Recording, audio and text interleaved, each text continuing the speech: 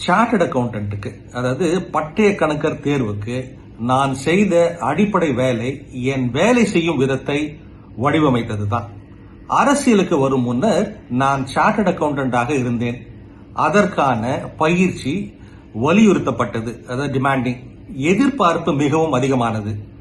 அர்ப்பணிப்பு, கூரிய பார்வை, கடின உழைப்பு ஆகியவை உங்களுக்கு தேவை. உங்களால் கட்டுப்படுத்த முடிந்தவற்றையும் கட்டுப்படுத்த முடியாதவற்றையும் நினைவில் கொள்ளுங்கள். என்னால் பாடத்தையோ இறுதி முடிவையோ கட்டுப்படுத்த இயலாது. நான் எப்படி படிக்கிறேன், என் வேலையை எவ்வளவு கவனத்துடன் பரிசீலிக்கிறேன், எந்த பகுதிகளில் நான் பலவீனமாக இருக்கிறேன் என்று நேர்மையான விதத்தில் பார்ப்பது ஆகியவற்றை கட்டுப்படுத்த முடியும். நீண்ட காலமாக படிக்கும் பொழுது எது உங்களுக்கு ஒத்து வரும், எது ஒத்து வராது என்பதை புரிந்து கொள்வீர்கள்.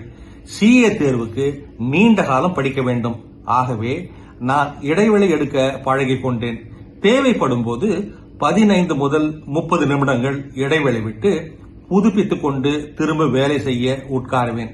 சில வேளைகளில் ஒரு பாடல், சில வேளைகளில் ஒரு குறுகிய நடை, இன்னும் சில வேளைகளில் என்னுடைய பெற்றோருடன் உரையாடுதல் போன்றவற்றை இடைவெளியின் போது செய்வேன்.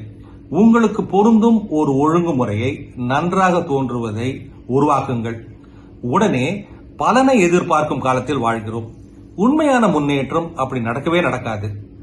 வாழ்க்கையில் எதையாவது சாதிக்க வேண்டுமானால் நாம் கவனம் செலுத்த வேண்டும். கடினமாக உழைப்பது உங்கள் கையில் உள்ளது.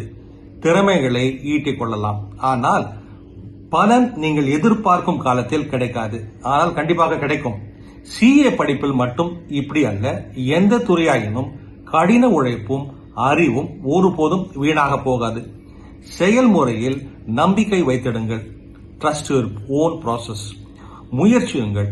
Own your effort. பலன் அவற்றுக்கான காலத்தில் கண்டிப்பாக கிடைக்கும். நாடாளுமன்ற மேலவையின் இளைய உறுப்பினரான ராகவ் சாதா இப்படி கூறுகின்றார்.